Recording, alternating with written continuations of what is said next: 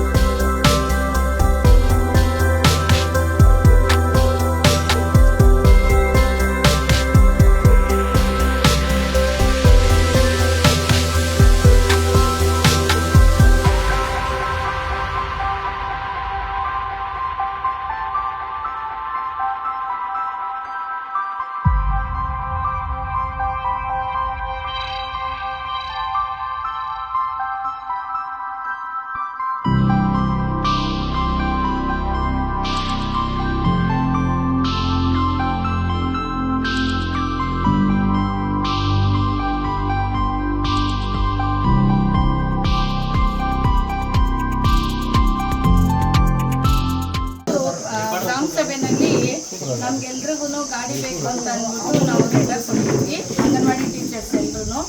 ಅದಕ್ಕೆ ನಮಗೆ ಒಪ್ಪಿಗೆ ಕೊಟ್ಬಿಟ್ಟು ಅವ್ರದ್ದು ಕೊಡ್ತೀನಿ ಅಂತ ಹೇಳಿದರು. ಹಾಗಾಗಿ ಬಾಬು ರೆಡ್ಡಿ ಸರು ಮತ್ತು ಶಿವಣ್ಣ ಅವರು ನಮ್ಮ ಪಂಚಾಯತಿಯಿಂದ ಎಲ್ಲರೂ ಸೇರಿ ನಮಗೆ ಗಾಡಿಗಳನ್ನು ಕೊಟ್ಟಿದ್ದಾರೆ.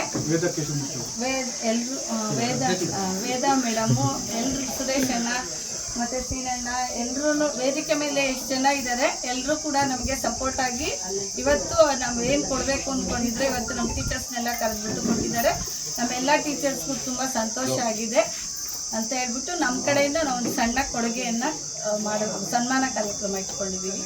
ತುಂಬ ಥ್ಯಾಂಕ್ಸ್.